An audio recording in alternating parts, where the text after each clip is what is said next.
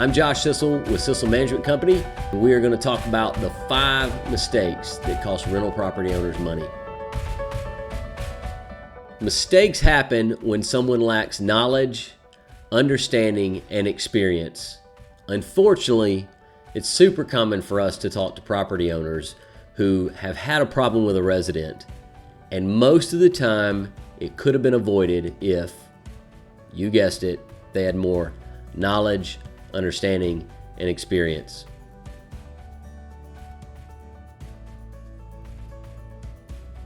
Mistake number 1, trusting too much.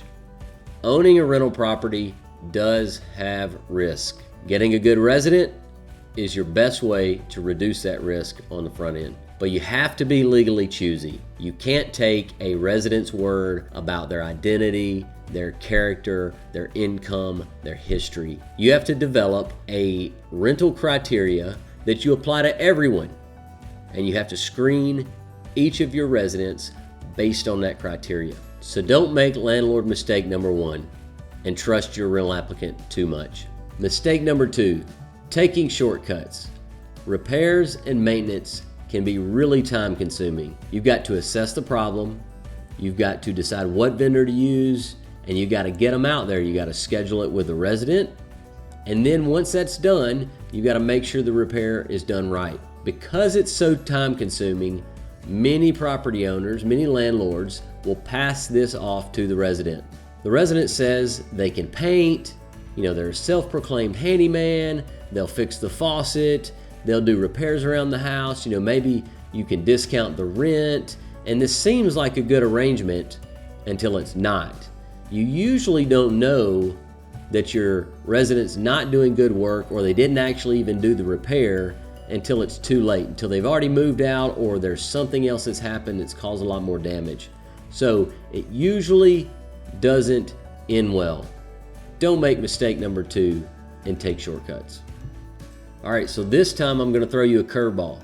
Mistake number 3, not taking pets. Should you allow pets in your rental property?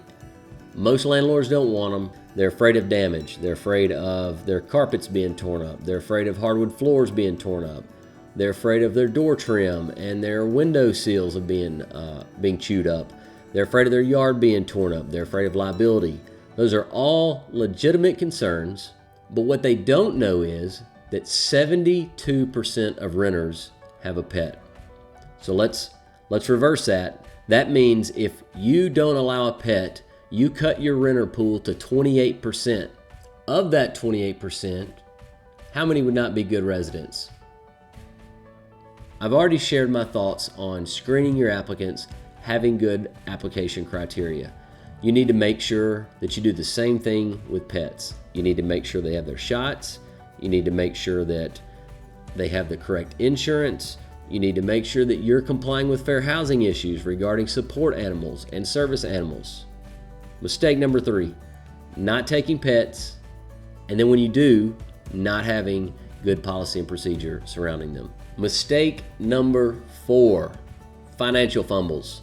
Each landlord we serve has different goals for their properties. Some people want the monthly income, they want the cash flow. Some people want to buy and hold a property, they want the appreciation, they want to cash out in the end. Some people want to buy their property, they've lived in it, they move off and they want to come back. Maybe they've just bought it as an investment to hold on until they move back. Some people want to generate retirement income down the road. They want that property to be paid off so that when they retire, they've got that monthly income coming in to subsidize other income that they may have. Some people want a college fund for their kid. Regardless of the goal, no one wants to lose money.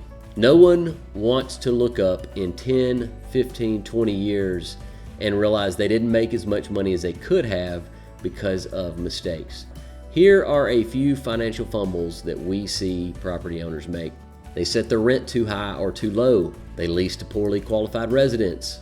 They don't make improvements to the home. They have poor financial planning. They're not planning for repairs. They're not setting reserves back for capital expenditures such as a roof, maybe appliances, Those are all things that you're gonna have to plan for because they're gonna happen. The final thing is lax accounting practices. They fail to accurately track expenses. In turn, they lose money because they're making blind financial moves, or they're not getting all the tax write-offs that they should because they haven't kept up with their expenses. That part of it is a lot of work. Mistake number 4, making poor financial decisions.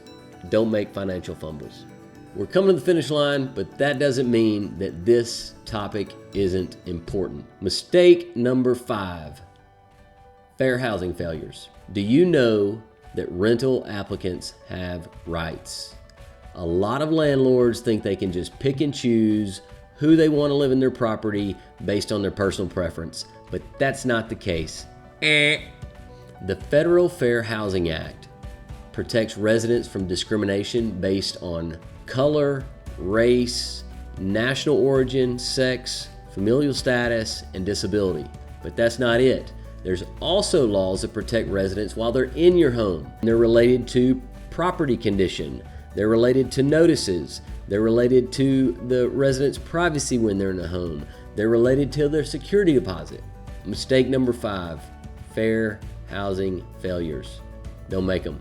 So that was a real quick look at each of these topics, but there's tons more to talk about on each one. So keep checking back with us. In the future, we're gonna dive deep into each one, kind of hash each one of them out, give you some detail, a lot of things that you'll need to know to not make these mistakes. Be sure to like this, leave any comments below if you have any questions. I'll be glad to get back to you.